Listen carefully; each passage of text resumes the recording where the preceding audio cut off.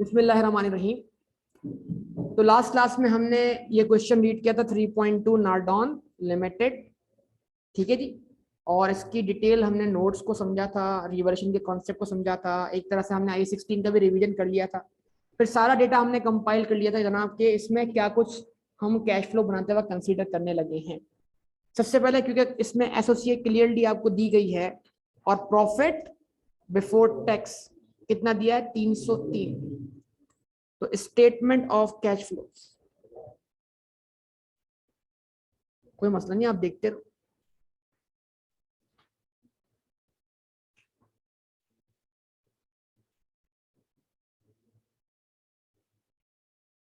For the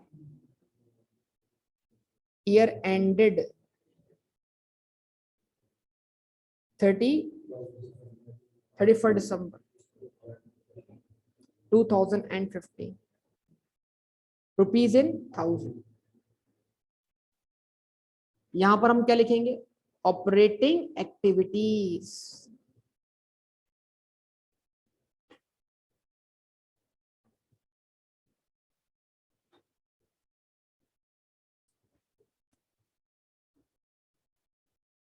और क्या आया? Profit before tax.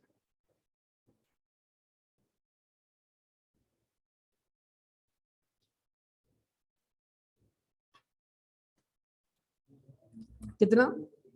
303।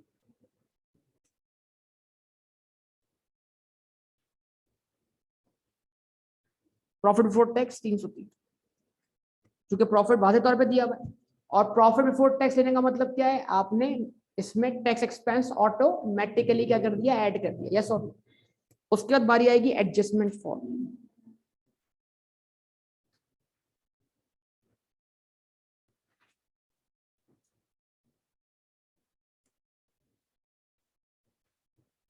नंबर 1 क्या आएगा? डेप्रीसिएशन, जो कि हमें बड़ी आसानी से मिल गई है यहाँ पर और कैलकुलेट करनी नहीं पड़ी। क्यों? क्योंकि इस क्वेश्चन की अच्छी बात है, इसने क्या दे दिया आपको? Notes to the account. तो नोट्स टू द अकाउंट के अंदर हमें चार्ज फॉर द ईयर के नाम से दिख रहा होगा। तो उम्मीद है कल वाला फॉर्मेट और ये वाला फॉर्मेट भी आपको समझ में आ गया होगा। ये फॉर्मेट अकाउंट टू अकाउंट चल रहा है कि एक तरफ ये एसेट का अकाउंट कंप्लीट कर रहा है, दूसरी तरफ ये एक्यूमुलेटेड डेप्ट का अकाउंट कंप्लीट कर रहा है। फिर दोनों के बैलेंस को क्या कर रहा है? आपस में मैच कर रहा है। और वो हमने जो बनाया था वो कौन सी अप्रोच थी? WDB to WDB। याद है? भूल गए भाई?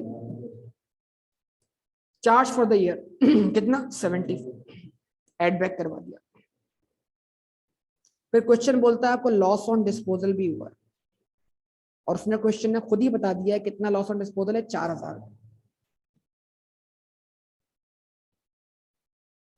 है भाई। याद है सर? कहाँ लिखा हुआ है सर? ये लिखा हुआ सर। उसके बाद और कोई चीज हमें बजाहिर दिखाई नहीं दे रही, क्योंकि हम प्रॉपर्टी प्लांट इक्विपमेंट के अकाउंट में हम देख चुके हैं सिर्फ रीवैल्यूएशन, कोई इंपेयरमेंट वगैरह नहीं। और ये भी हम कल असेस कर चुके हैं कि वो उसका इफेक्ट सिर्फ और सिर्फ OCI में है, प्रॉफिट लॉस अकाउंट में कहीं भी दिखाई नहीं दे रहा। अब उसके बाद हम आते हैं कहां पर? SOCI में।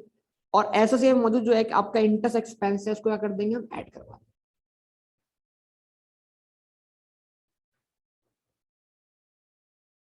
जैसे ही इंटरेस्ट एक्सपेंस को ऐड करवा देंगे हमें ऑपरेटिंग प्रॉफिट मिल जाएगा। कितना इंटरेस्ट एक्सपेंस है? 23। बताइए, 303 plus 74 plus 4 plus 23, 400 operating profit आ गया। उसके बाद हमने इफेक्ट लेना है चेंज इन वर्किंग कैपिटल का।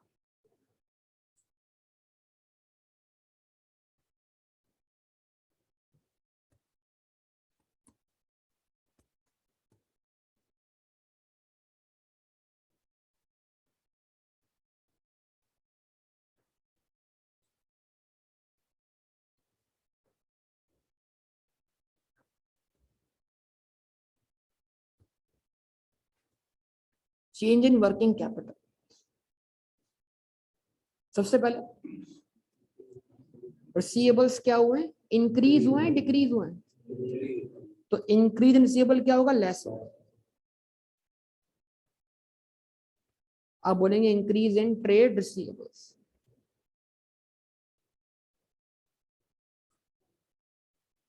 और करना क्या, आपने लिखना है पहले ओपनिंग बैलेंस कितना कितना लिखना है 29,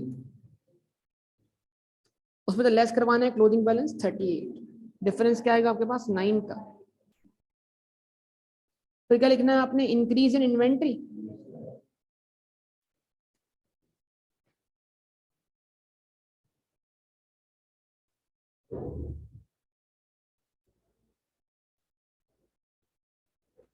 इन्वेंट्री पहले क्या लिखेंगे आप 16 ओपनिंग 19 क्लोजिंग, डिफरेंस क्या आएगा नेगेटिव। उसके बाद आप आ जाएंगे कहां पर, करंट लाइबिलिटीज की तरफ, और उसमें आपके पास एक ही आइटम है ट्रेड पेबल, क्योंकि टैक्स पेबल को हम क्या करेंगे एक्सपेंस ऐड करके पेमेंट लेस करवा देंगे, तो लिहाजा उसको हमें चेंज इन वर्किंग कैपिटल में लेने की जरूरत नहीं है। जिस चीज का एक्सपेंस ऐड होकर पेमेंट लेस होगी उसका इफेक्ट फिर वर्किंग कैपिटल में नहीं आएगा। जैसे इंटरेस्ट पेबल अगर होता तो उसको भी हम कंसीडर नहीं करते। ये बात समझ में आ रही है बेटा सब लोगों को? तो क्या क्या हो रहा है भाई, ट्रेड पेबल्स क्या हो रहे हैं, डिक्रीज हो रहे हैं। अब बोलेंगे डिक्रीज इन ट्रेड पेबल्स,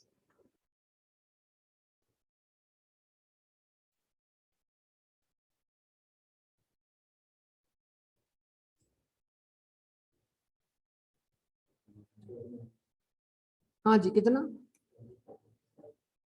70, क्या करें क्लोजिंग पहले लिख, क्या है क्लोजिंग हमारे पास 12, 12 माइनस 70, तो डिक्रीज हुआ है, इफेक्ट क्या आएगा -2 का है और ये -5 का है।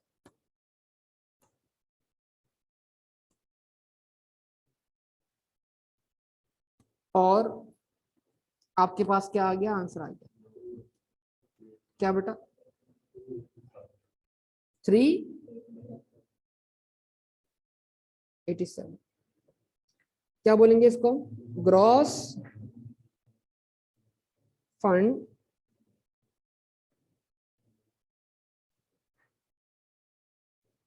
Generated from operations.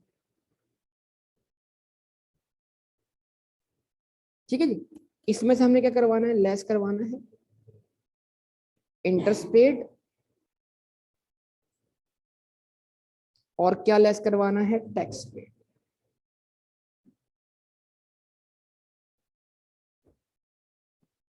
Interest paid कितना है, क्योंकि इंटरेस्ट पेएबल के नाम से हमें कोई लायबिलिटी एज सच में दिखाई नहीं दे रही, तो हमें यही अज्यूम करना है जितना इंटरेस्ट एक्सपेंस चार्ज हुआ है वही असल में क्या हुआ है पे। 23 को हम क्या करवा देंगे, लेस करवा देंगे। उसके बाद टैक्स पेड, वो हमें वर्कआउट करना होगा।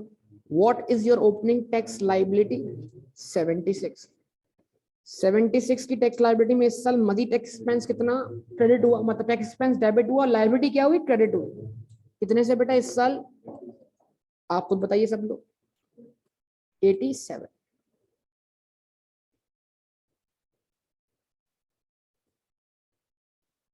तो अगर आपने 1 रुपया भी टैक्स पे ना किया होता तो 76 प्लस 87 इन दोनों का सम आपकी क्लोजिंग लायबिलिटी होती, कितनी होती 13, लेकिन आपकी क्लोजिंग लायबिलिटी कितनी है बची हुई, कितनी बची हुई है 93। इसका मतलब आपने बकाया टैक्स क्या कर दिया, पे कर दिया, कितना पे कर दिया 70।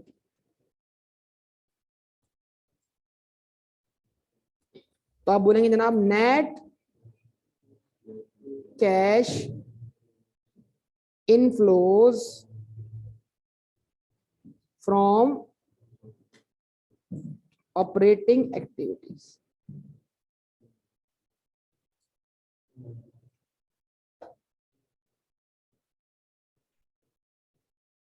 कितना 294। ठीक है जी, उसके बाद next one is what, investing activity.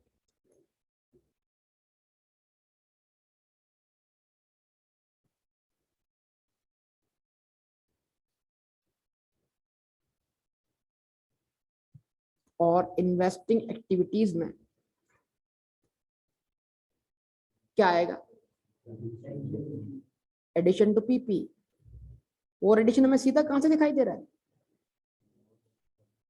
Notes accounts. Total कितना एडिशन देखा था हमने कल की क्लास में, बोले 98। ये हमारे लिए क्या आउटफ्लो है, और proceeds from disposal of PP.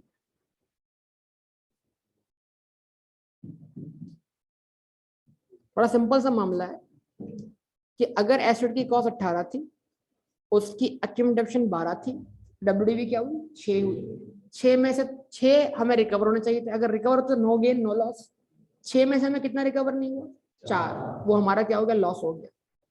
तो 6 में से 4 रिकवर नहीं हुआ तो फिर कितने रिकवर हुए, तो आंसर क्या आएगा 2।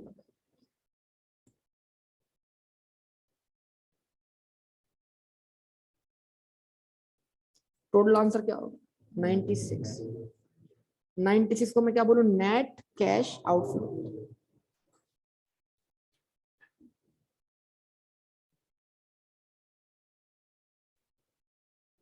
From investing activities.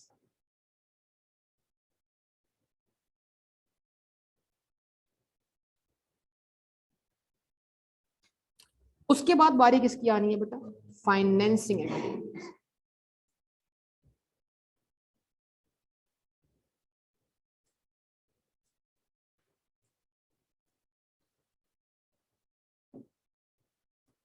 क्या है फाइनेंसिंग एक्टिविटीज,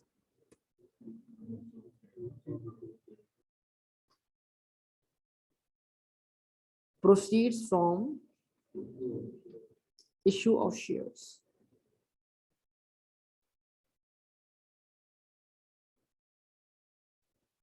कितना, ओपनिंग शेयर क्या, क्लोजिंग शेयर कैपिटल कितना 323, ओपनिंग कितना था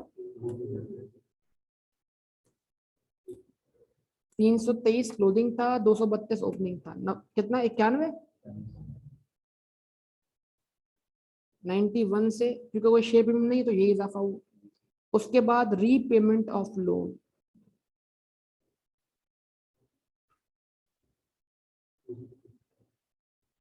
ठीक है जी, आपका ओपनिंग बैलेंस ज्यादा था, कितना था, लोन का 320 था,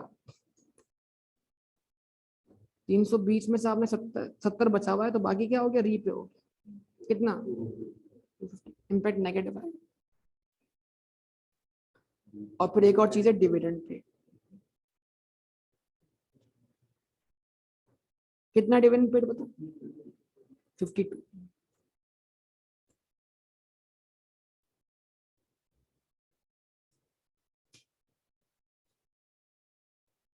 नेट कैश आउटफ्लोज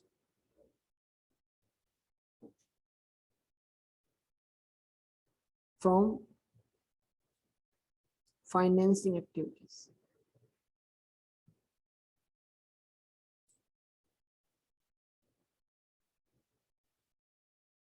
कितना 211।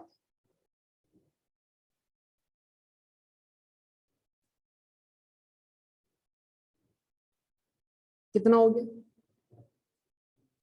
हाँ बेटा -30। क्या बोलेंगे -13 को, net net cash outflows during the year. इसमें अगर ऐड कर दें opening balance of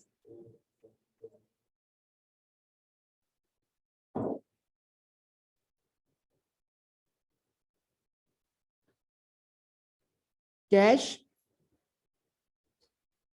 and cash equivalents, तो कितना दिया बैंक बैलेंस ओपनिंग आपको 32, तो फिर आपका answer closing balance of cash and cash equivalent के बराबर वेरीफाई होना चाहिए। कितना 90। आप बोलेंगे ये क्लोजिंग बैलेंस ऑफ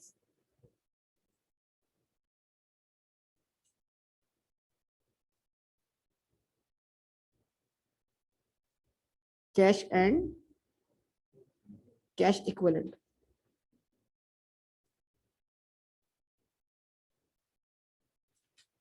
ठीक है जी, आपका कैश फ्लो।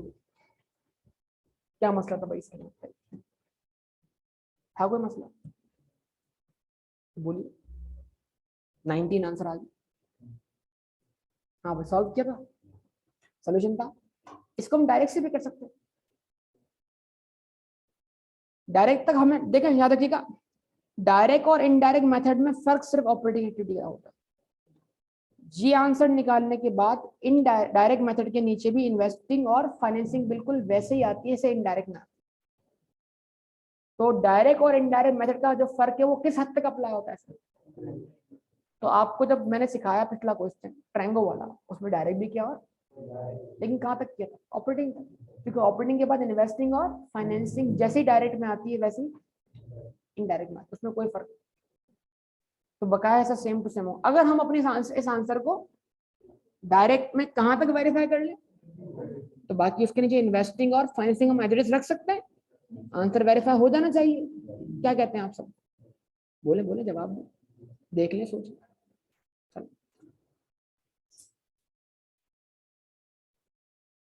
करें आगे। करूं डायरेक्ट से कर दो?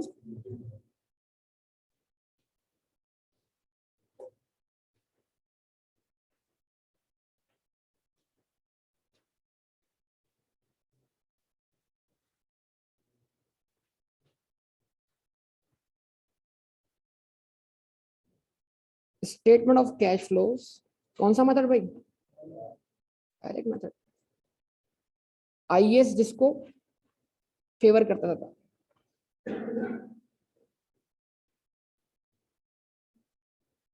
For the year ended 31st December 2015, rupees in thousand,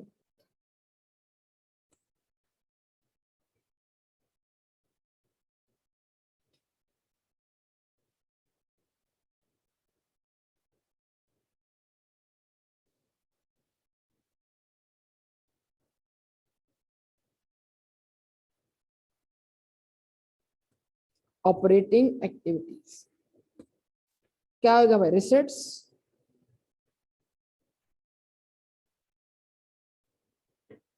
from customers, debtor नहीं बोलेंगे, कस्टमर्स बोलेंगे।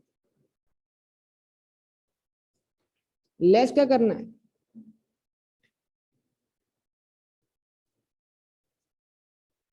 Payments to suppliers and for expenses. ठीक है जी। तो रिसिट फ्रॉम डेटर तो ये नहीं कराएगी बेटा थोड़ी देर के अंदर। डेटर का ओपनिंग बैलेंस बताइए कितना है? 29। आवाज नहीं आ रही बेटा। डेटर का ओपनिंग बैलेंस 29 है। इस साल डेटर को सेल कितनी हो रही है? तो 490 से डेटर का बैलेंस बढ़ गया मान लीजिए। तो अगर अगर 29 ओपनिंग बैलेंस था, 490 से मजीद सेल हुई है, तो फिर अगर कोई एक भी रुपया ना मिला होता तो हमारा बैलेंस क्या होता? लेकिन हमारा क्लोजिंग बैलेंस 519 नहीं, तो फिर क्या है? कितना है? 38। तो बताइए इस साल हमें कितने रिसिट हुई? 480। और 481 जो है वो 490 में से 9 माइनस करने के बाद ही। देख लो। अच्छा जी, ये वर्किंग समझ नहीं ब्रैकेट वाली? नहीं तो टी अकाउंट खोल लें डेटर का भाई, सिंपल सी बात, सिखा दिया मैंने आपको। अच्छा जी, उसके बाद इसकी वर्किंग करनी पड़ेगी थोड़ी सी।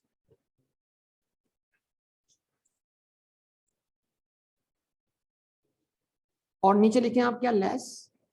अच्छा, यहां तक जो आंसर आएगा क्या होगा? वो ग्रॉस फंड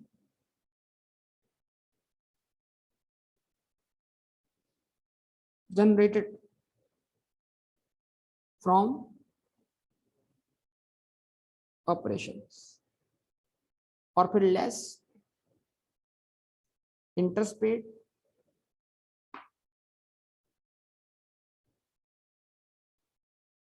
और what, tax paid.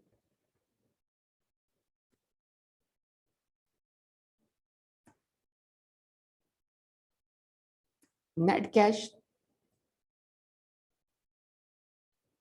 inflows from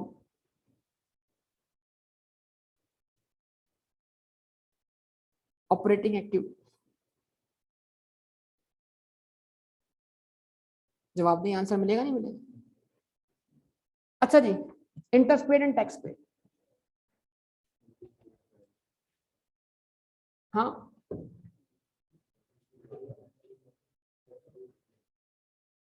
वो तो भी आएगा, लेकिन हम वो तो निकालें असल काम, पेमेंट्स टू सप्लाई। हम कर रहे हैं वर्किंग नंबर 1। अगर आपको नीचे आप इतनी जगह छोड़ देगा कि इन्वेस्टिंग और फाइनेंसिंग आप इसमें ऐड कर दे, वो आप खुद कंप्लीट करेंगे, मैं नहीं करूंगा। अगले पेज पे आ जाइए। आप देखें अगले पेज पर वर्किंग्स।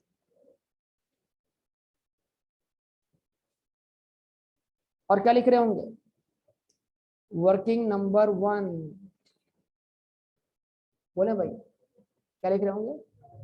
Working number 1। अब मसला है कि क्वेश्चन में कॉस्ट ऑफ सेल्स नहीं है, तो मैंने क्या बोला था, वो आपको कंफ्यूज कर रहा है। कॉस्ट ऑफ सेल मान लें किसमें? सेलिंग और एडमिन। ठीक है जी। आप अकाउंट खोल लें, कौन सा अकाउंट? पेबल और इन्वेंट्री का मिलाकर। सिखाया था किसी क्लास में, सिखाया था अगर याद हो, ताकि डायरेक्ट पेमेंट ऑफ एक्सपेंस और पेमेंट टू सप्लायर मिल जाए।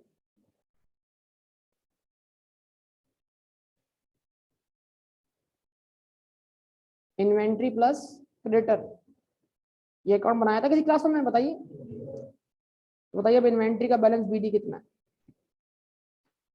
बोले 16। इन्वेंट्री का बैलेंस सीडी कितना है? 19। ट्रेड पेबल्स का बैलेंस बीडी कितना है? कितना है? 17। बोले बोले बोले। और ट्रेड पेबल्स का बैलेंस सीडी कितना है? 12। अब हम मान रहे हैं कि हमारे सारे एक्सपेंसेस इसी में है ना, किसमें? यार बोला करें, बोला करें, बोला करें।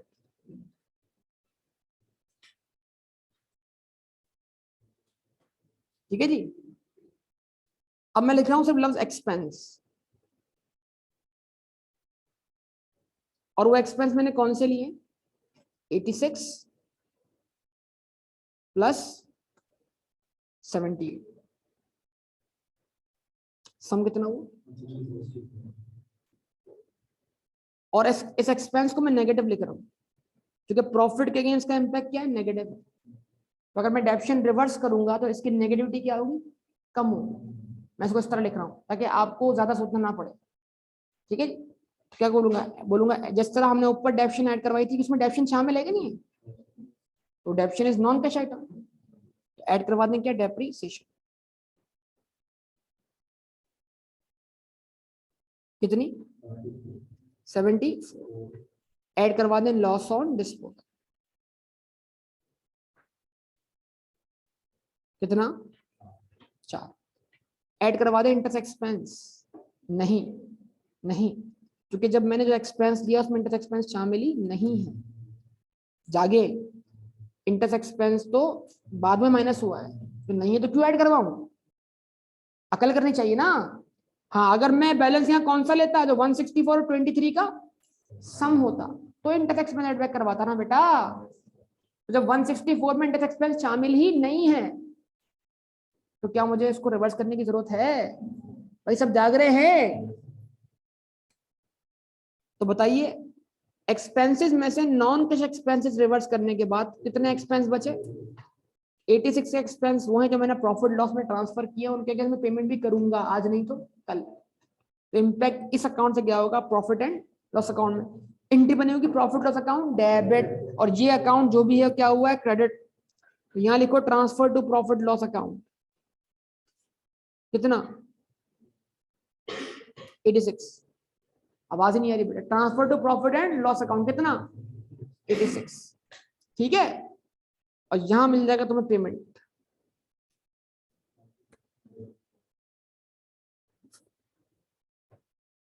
कितनी 94 का मतलब क्या, इस अकाउंट के लिए आपने 94 की पेमेंट की, मतलब कैश या बैंक इतने से क्या हुआ है क्रेडिट हुआ है, ये अकाउंट क्या हुआ है डेबिट हुआ है। अब 94 को ऊपर लिख दो आप और बताओ आंसर क्या आता है 3। क्या इससे पहले भी यही आंसर आया था? देख लें जरा सब लोग बोर्ड पे देखें। Gross fund generated from operation कितना, gross fund generated from operation. अब बारी किसकी है, इंटरेस्ट पेड की 23। आवाज नहीं है बेटा। बारी किसकी है, टैक्स पेड की कितना 70 से। तो क्या मिलेगा, net cash inflows from operating activities कितना 290।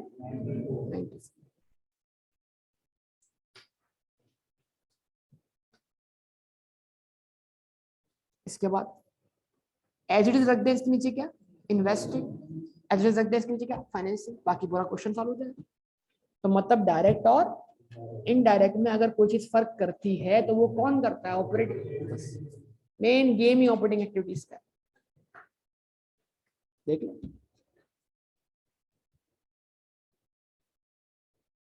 सही है, अहमद नहीं है आज, कल उससे सवाल बहुत पूछ रहे मैंने इसलिए नहीं आया।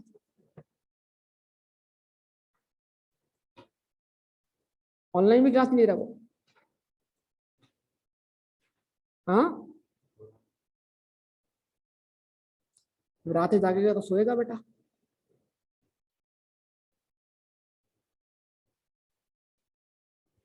वैसे सर्दियों की रातें नूरानी रातें, नूरानी।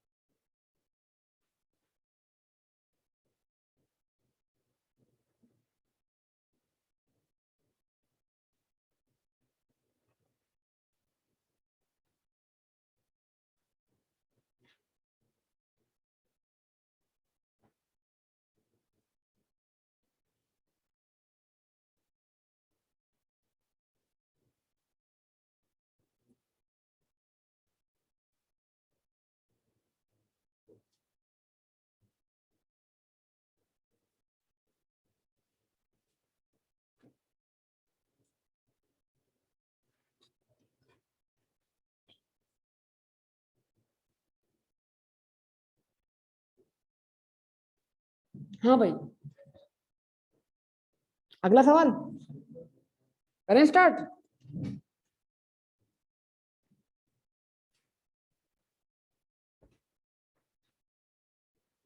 हाँ जी, अगला सवाल 3.3।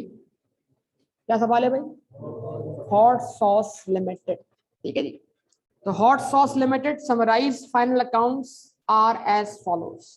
ठीक है जी, अब तवज्जो है, क्वेश्चन पिछले क्वेश्चन से मुख्तलिफ है, देखना है किस कदर मुख्तलिफ है। जरूरी नहीं हर क्वेश्चन में हमें नोट्स अकाउंट दिया हो, तो फिर हमें कुछ अकाउंट्स की मदद से डेप्रीसिएशन या कुछ और वर्किंग्स करनी होंगी जो हमने एमसीक्यू सॉल्व करते हुए की हैं। डेप्रीसिएशन निकालने के लिए हमें आमतौर पे कौन सा अकाउंट यूज करना चाहिए, अक्यूमुलेटेड। अगर ना दिया हो तो फिर हम अकाउंट बनाएंगे ऐसे का कौन सी अप्रोच पे, WDV अप्रोच। ये बातें याद हैं। प्रॉफिट अगर ना दिया हो क्वेश्चन में तो कहां से मिलेगा, रिटेन्ड अर्निंग से। और अगर प्रॉफिट दिया हो तो फिर वहां से क्या मिलेगा, डिविडेंड पेड मिल जाएगा। आवाज नहीं आ रही बेटा। और अगर डिविडेंड पेबल अकाउंट भी दिया हुआ हो तो फिर रिटेन अर्निंग से मिलने वाला जो बैलेंस है वो डिविडेंड पेड नहीं बल्कि डिविडेंड पेबल है। उसको पुट करना है कहां पर, डिविडेंड पेबल के अकाउंट में, वहां से मिलेगा फिर क्या, डिविडेंड पेड। कैश फ्लो के अंदर डिविडेंड पेएबल नहीं आएगा बल्कि डिविडेंड पेड आएगा कि इस साल कितना डिविडेंड पे हुआ है। तो आइए रीड करते हैं इसको। Hot Sauce Limited summarise final accounts are as follows. हजारों तो तमाम वैल्यूज किस में चल रही है बेटा, रुपीज है 1000। देखिएगा सब लोग जरा।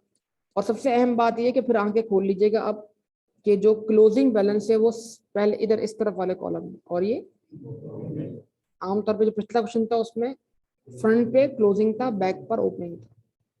तो वरना क्या होगा, इंक्रीज डिक्रीज बन गया, डिक्रीज इंक्रीज बन गया, प्रॉब्लम आपको होगी, आप बोलेंगे आंसर नहीं आया।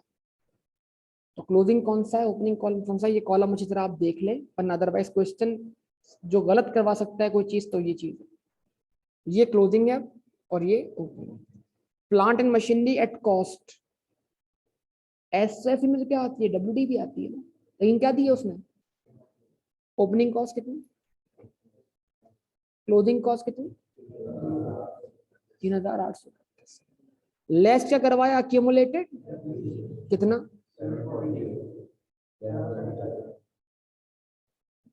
क्या मिल गया। तो अगर 748 का बैलेंस बढ़कर 1125 हो गया है और साल में कोई डिस्पोजल नहीं हुआ तो इस डिफरेंस को हमें डेप्रीसिएशन मान लेना चाहिए। लेकिन अगर कुछ डिस्पोजल हुआ है तो इस बैलेंस में कमी भी आई है और इजाफा भी हुआ, तो फिर हमें नेट बैलेंस को डेप्शन मानना नहीं चाहिए। कैरिंग अमाउंट क्या आ गया, ये और ये। करंट एसेट्स, इन्वेंट्री का ओपनिंग बैलेंस, इन्वेंट्री का क्लोजिंग बैलेंस, रिसीवेबल्स का ओपनिंग बैलेंस, रिसीवेबल का क्लोजिंग बैलेंस, बैंक का क्लोजिंग बैलेंस, ओपनिंग बैलेंस। अच्छा, इन्वेंट्री में इंक्रीज है डिक्रीज है, देखा हालात खराब, इंक्रीज है 203 से 843 बन। अच्छा जी, उसके बाद रिसीवेबल्स में इंक्रीज है डिक्रीज है, और बैंक बैलेंस ओपनिंग है क्लोजिंग नहीं है, इसका मतलब इतने से डिक्रीज हो गया। और अगर नीचे क्या बना होगा, ओवर ड्राफ्ट, तो और डिक्रीज हुआ। आवाज ही नहीं आ रही, 51 अब नहीं है मतलब क्या हुआ, खर्च हो गया। और अगर नीचे नेगेटिव है तो और खर्च हो गया, अभी वो देखना बाकी है। Ordinary share capital of ₹1 share, opening share capital और closing share capital. Share capital की वैल्यू में इजाफा कितने से हुआ है, 200। तो 200 से शेयर इशू है, कंफर्म बात। खतरा बस इसमें यह है कि कहीं इसमें कोई बोनस एलिमेंट ना हो। लेकिन साथ में आप देखें ओपनिंग शेयर प्रीमियम क्या था, क्लोजिंग क्या है। तो शेयर प्रीमियम अगर बड़ा है इसका मतलब नए शेयर इशू हुए हैं, वो भी अगेंस्ट कैश इशू। आबादी नहीं आ रही। तो अगर पूरे इशू को कैश मान लिया जाए और अज्यूम किया जाए उसमें कोई बोनस एलिमेंट नहीं, तो 200 से शेयर कैपिटल क्रेडिट हुआ, 100 से शेयर प्रीमियम क्रेडिट हुआ, तो कैश या बैंक बताओ कितने से डेबिट हुआ। देखो 100 बोल रहा हूँ, तो बोल रहा हूँ 200 से शेयर कैपिटल क्रेडिट हुआ, 100 से शेयर प्रीमियम क्रेडिट हुआ, तो फिर कैश या बैंक कितने से डेबिट हुआ, 300 क्या हुई, proceed from issue of shares. तो कैश फ्लो बनाते वक्त 200 दिखाना है 300 दिखाना है, 300 दिखाना।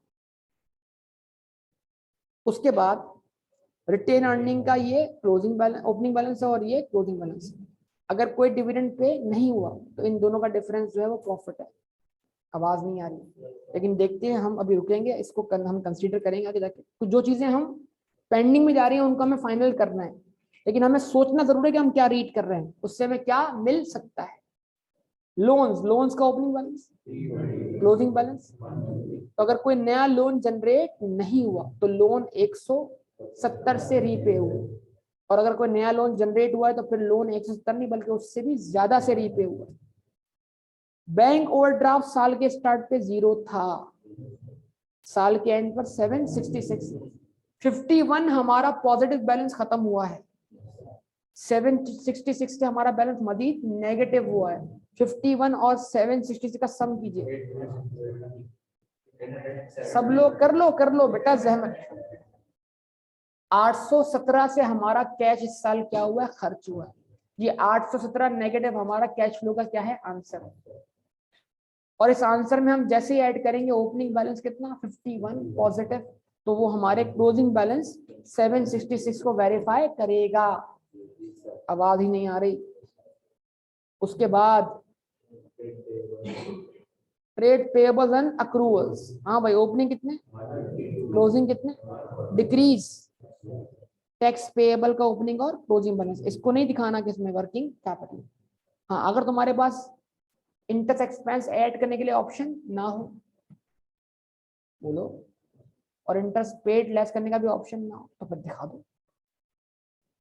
अदरवाइज जब तुम इंटरेस्ट एक्सपेंस, सॉरी बोलो tax expense, tax expense add back करके टैक्स पेड क्या कर रहे हो, लेस कर रहे हो, और tax expense automatic add back कर रहे हो ना, कैसे प्रॉफिट बिफोर टैक्स लेकर, तो फिर आपको इसको वर्किंग कैपिटल में दिखाने की जरूरत नहीं है। ये बात मैं बार बार रिपीट करूँ।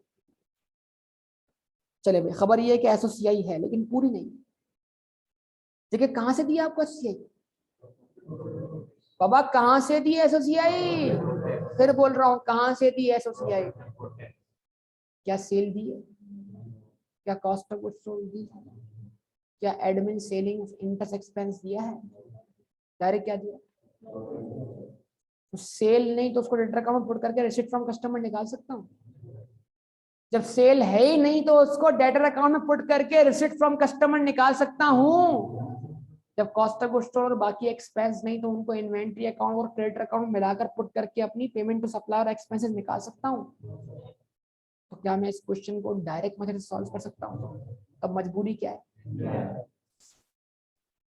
इन डायरेक्ट से सॉल्व करने के लिए हमें फर्दर इंफॉर्मेशन की क्या है जरूरत है। ये अगर आपकी अप्रोच बन गई तो आपको जवाब मिलना शुरू हो जाएंगे। ये क्वेश्चन कैसे सॉल्व हो रहा है, तो ये क्वेश्चन तो सिर्फ और सिर्फ कैसे सॉल्व हो रहा है, इनडायरेक्ट। क्योंकि डायरेक्ट के लिए एसओसीआई की फर्दर मालूमात चाहिए, या बना के दे दे या अलग से बता दे। आगे पढ़ते हैं। डिविडेंड कितने पे हुए भाई, आइए एक चीज वेरीफाई करते हैं, क्या जो जो वेरीफाई कर सकते हैं वो कर लेते हैं। हमारी कैलकुलेटर पे टाइप कीजिएगा रिटेन अर्निंग ओपनिंग कितनी थी, लिख लीजिए, लिख ली, रुक जाओ, उसमें प्लस करें profit after tax. Retained earning को कौन बढ़ा रहा है, प्रॉफिट आफ्टर टैक्स कितने से, 593 से। आवाज नहीं आ रही बेटा, 593 से बोले ना। तो अगर सिर्फ प्रॉफिट ऐड हुआ होता तो हमारा आज क्लोजिंग रिटर्निंग का बैलेंस क्या होना चाहिए था, 1264, और अभी हमारे पास बैलेंस क्या है, 134। जरा लेस करवाएं 134। तो रिटेन अर्निंग कम हुई है ना कितने से, तो ये 230 को मैं क्या मानूं, डिविडेंड डिक्लेयर, डिविडेंड पेड। अगर डिविडेंड पेएबल का कोई बैलेंस मौजूद नहीं है तो ये डिविडेंड पेड है। और अगर डिविडेंड पेएबल का मुझे बैलेंस मिल रहा है कहां पर, नीचे कहां पर, एसओएफपी में, तो फिर मैं उसको पुट करूंगा डिविडेंड पेएबल अकाउंट में और वहां से निकालूंगा क्या, डिविडेंड की पेमेंट। ये जो बोल रहा हूं ना ये अभी तो नहीं हो रहा, आगे हो जाएगा फिर।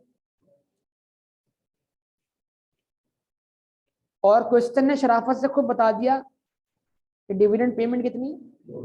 अगर मैं लाइन यहां से रिमूव कर दूं, आवाज ही नहीं है भाई, ये इंफॉर्मेशन आपको ना दूं क्वेश्चन में तब भी आप इस काबिल हैं कि आप 230 निकाल सके। कहां से, रिटेन अर्निंग में तो कमी आ रही है, वो क्यों आती है आमतौर पर, डिविडेंड कैसे आती है, तो आपको मानना पड़ेगा 230 आपने डिविडेंड के तौर पर पे किए। तो ये लाइन क्वेश्चन से अगर गायब कर दी जाए तब भी आपको डिविडेंड पेड मिल जाएगा ना, ये नहीं मिलेगा। कैसे मिलेगा सर, ये सोच करके ओपनिंग बैलेंस अगर था उसमें प्रॉफिट ऐड करें और क्लोजिंग बैलेंस उसके बराबर नहीं आ रहा, तो क्लोजिंग बैलेंस कम हुआ है। और सबसे पहली वजह क्या है, डिविडेंड पे कर, यस और नो। अच्छा जी, ओके, आगे बढ़ते हैं, तवज्जो दरकार है।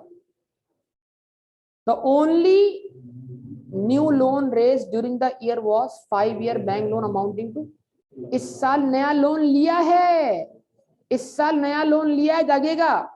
अगर आपके पास 320 का ओपनिंग लोन था, लिखिए, अगर आपके पास 320 का ओपनिंग लोन था और वो लोन 65 से बड़ा है, तो आज अब क्लोजिंग बैलेंस क्या होना चाहिए था, और बैलेंस क्या है, तो अगर बैलेंस 385 होना चाहिए था और है कितना 150, तो दरमियान का बैलेंस क्या हो गया, रीपे हो गया। डिफरेंस निकालिए। 235 is what, repayment of loan.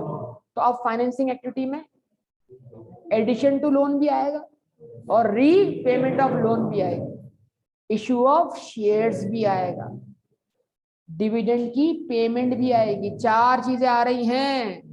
हमें शेयर इशू होते हुए दिख रहे हैं, हमें लोन प्रोसीड दिख रही है, हमें लोन रीपेमेंट दिख रही है, हमें डिविडेंड की पेमेंट दिख रही है। फाइनेंसिंग एक्टिविटी कौन सी एक्टिविटी? उसके बाद interest during the year was, interest accrued was last year.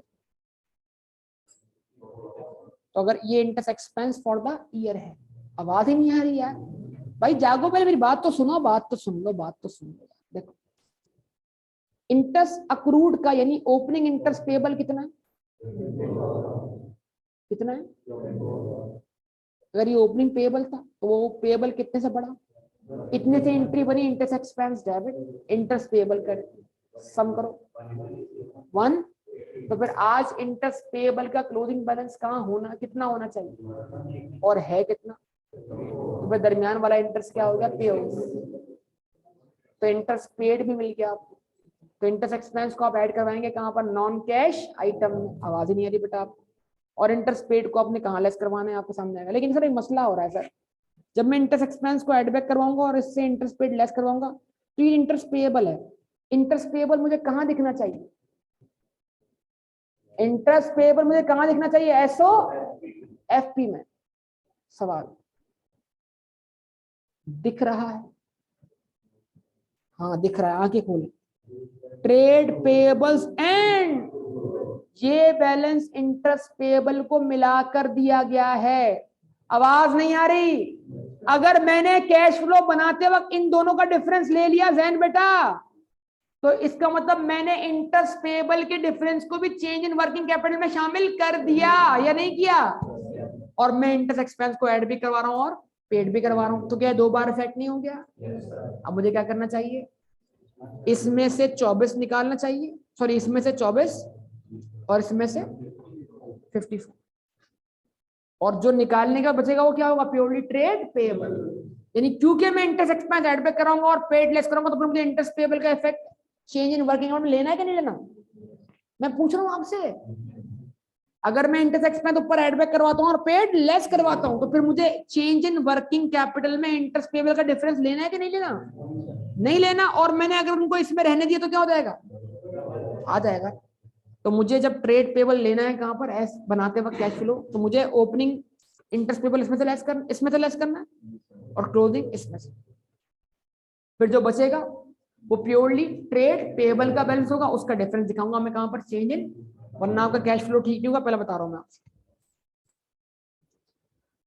ठीक है बेटा? उसके बाद अगला पार्ट, आवाज ही नहीं आ रही यार। Depreciation charge during the year amounted rupees, this does not include any profit or loss on disposal of। इस साल आपने 4,01,000 डेप्शन क्या किए, चार्ज किए, और ये सिर्फ प्योर डेप्शन है, इसमें लॉस ऑन डिस्पोजल शामिल नहीं है। अब अपने आप से टेक्निकल सवाल कीजिएगा, टेक्निकल कि सर अगर ओपनिंग अक्यूमुलेशन 748 थी, बीडी कितना था, 748 था, मैंने एंट्री पास की डेप्शन एक्सपेंस डेबिट 401 से, अक्यूमुलेटेड डेप्शन क्रेडिट 401 से, तो बीडी बैलेंस में इजाफा कितने से हुआ, 401 से 748 प्लस 401 1149 1149। और मेरे पास सीडी क्या आ रहा है, कम आ रहा है ज्यादा आ रहा है, तो इसका मतलब अक्यूमुलेशन अकाउंट से कुछ कमी वाकया हुई है। और वो कौन सी कमी है जो वहां वाकया होती है, डिस्पोजल। यानी सर ये वाली एंट्री भी बनी है 24 से, accumulated डेप्शन debit disposal account correct, तो इसका मतलब मुझे जाने वाले एसिड की क्या मिल गई, अक्यूमुलेटेड डेप्शन डिस्पोज ऑफ। अगर मुझे इसकी क्या मिल जाए, कॉस्ट, तो क्या मुझे क्या मिल जाएगी, डब्ल्यू डीवी। और अगर मिल जाए सेल प्रोसीड तो गेन या लॉस मिल जाएगा, और अगर गेन या लॉस दिया तो क्या मिल जाएगी, सेल प्रोसीड। तो में से कोई एक चीज। सोचें, सॉल्व हो रहा है कि नहीं हो रहा। चलो आइए आगे बढ़ते हैं। During the year plant which originally cost कितनी उसकी, अक्यूमुलेटेड डेप्शन कितनी, नेट करो नेट करो नेट करो नेट करो, कितने का बेचा, लॉस कितना हुआ 4000, एड बैक करवाए लॉस को, कहां पर, नॉन कैश आइटम, डेप्शन आ गए 401 की, लॉस ऑन डिस्पोजल आ गया 4000 का, इंटरेस्ट एक्सपेंस एड बैक करवा देंगे, बाकी कोई और आइटम दिखाई नहीं दे रहा। अच्छा जी, अब एक काम करते हैं, एक और तवज्जो जो दरकार है बहुत ज्यादा। प्लांट की ओपनिंग कॉस्ट क्या है, 2700, ठीक है।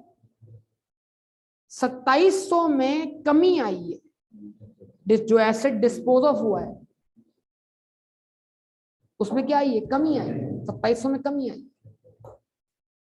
तो अगर मैं 2700 को उतने से कम कर दूं जितनी कॉस्ट का मैंने क्या किया, डिस्पोज ऑफ किया है, तो 2700 माइनस 69, तो सिर्फ डिस्पोजल करने के बाद मेरी कॉस्ट का बैलेंस 2631 होना चाहिए, 2631, और है कितना, तो फिर अगर 2631 3831 बना है तो इसमें क्या हुआ है, इजाफा हुआ है, कितना एडिशन हुआ है, तो 1200 क्या हो गया, addition to property plant equipment.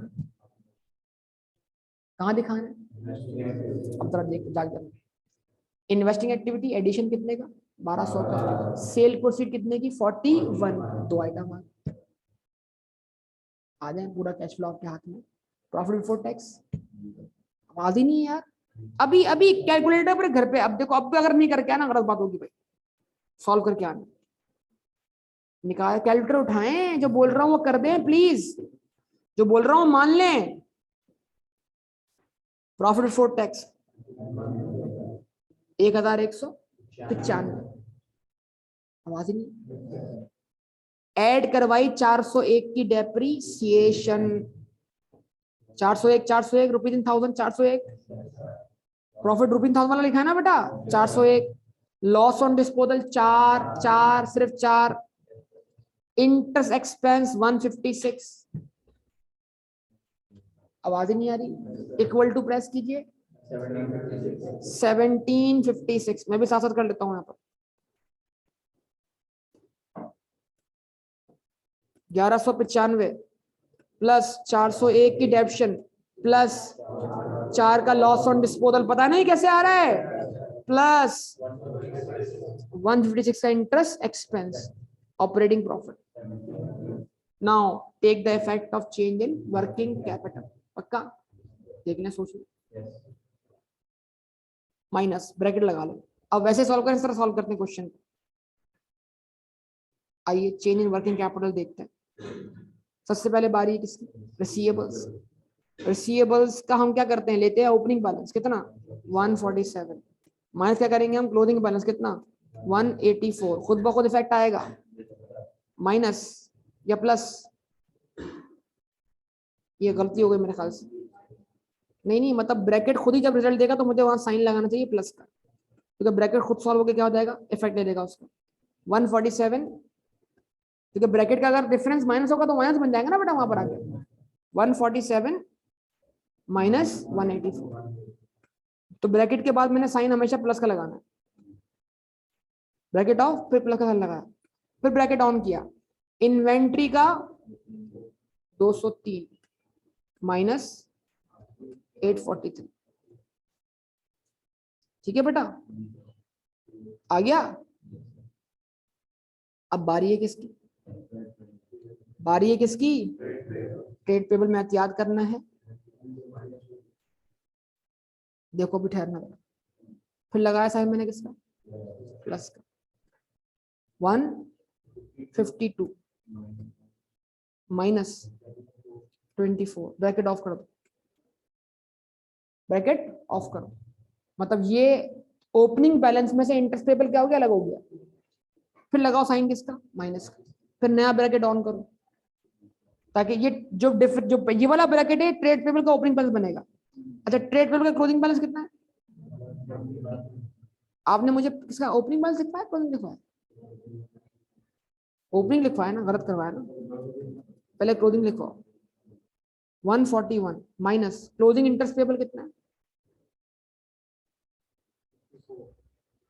54,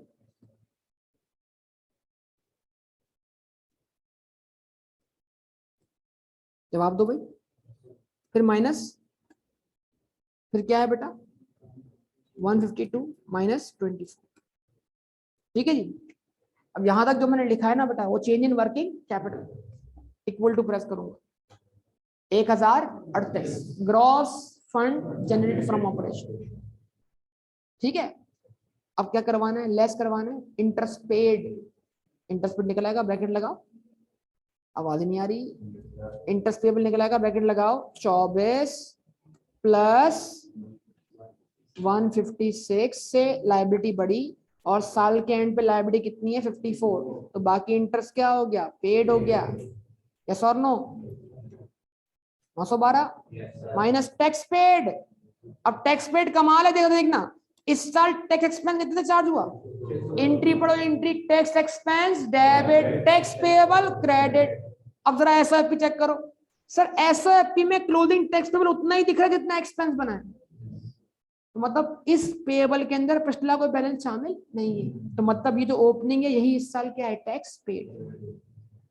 जब किसी क्वेश्चन में आपको टैक्स पेएबल ओपनिंग क्लोजिंग दिया हो और आपको ये मालूम ही ना हो इस साल एक्सपेंस कितना चार्ज हुआ है और कितना पे हुआ है, तो आप एक और असम्पशन ले सकते हैं, वो क्या है जो इस साल लाइबिलिटी बना है वही हमारा इस साल का एक्सपेंस है। आवाज नहीं आई बेटा, यानी उस एक्सपेंस को ही मैं अगर प्रॉफिट आफ्टर टैक्स में ऐड बैक करवाऊं, जागो जागो,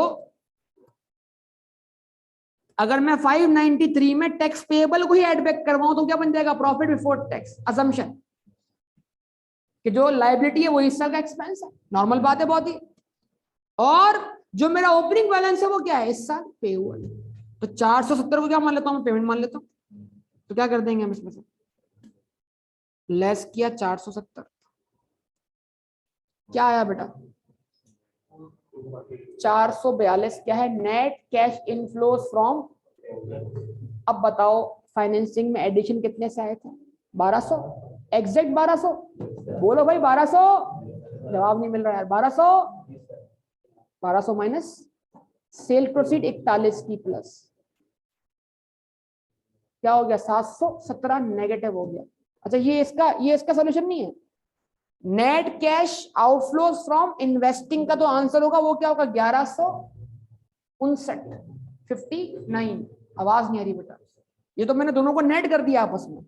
अब उसके बाद अगला इफेक्ट किसके लेना है बेटा, यार जवाब नहीं मिल रहा, फाइनेंसिंग का, फाइनेंसिंग में क्या दिख रहा है 200 से शेयर, 100 से शेयर प्रीमियम, आवाज नहीं आ रही बेटा, प्लस 300 से क्या हुआ नेगेटिविटी और कम हुई, फिर 65 का लोन लिया एडिशन, आवाज ही नहीं आ रही यार, फिर रीपेमेंट हुई है सर, रीपेमेंट कैसे निकाले सर, लोन का ओपनिंग बैलेंस क्या था सर, बोले लोन का ओपनिंग बैलेंस क्या था सर 320 में इजाफा कितने से होता है 65 से, सर लोन बचा कितना 150, क्या बचा सर 587, और डिविडेंड अब पे हुआ है कितने से 230,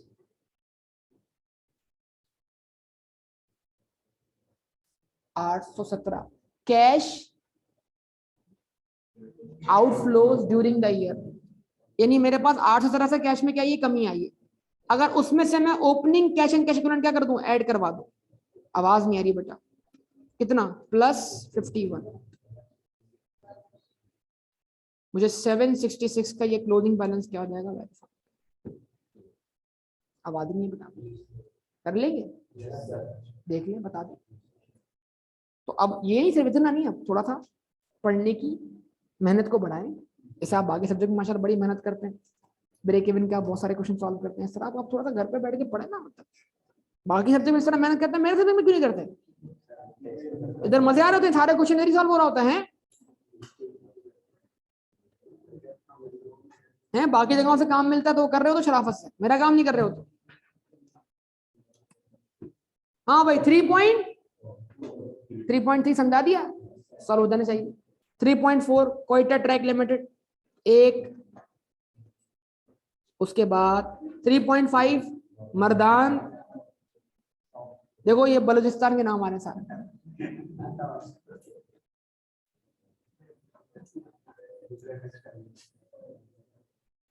ठीक है भाई। और ये आ गया तरबेला डैम, तो तरबेला का छोड़ दें। 3 क्वेश्चन हो गए। हॉट सॉस तो हो गया, जबानी कलामी हो गया, बाकी लिख लेंगे आप, है ना। बाकी 2 क्वेश्चन आपने खुद ही रीड करने हैं, खुद ही समझने हैं, खुद ही सॉल्व करने हैं। जी बेटा बिल्कुल कल क्लास लगे ना, थोड़ा लगे ना, हम पढ़ लें। ठीक है जी, ओके।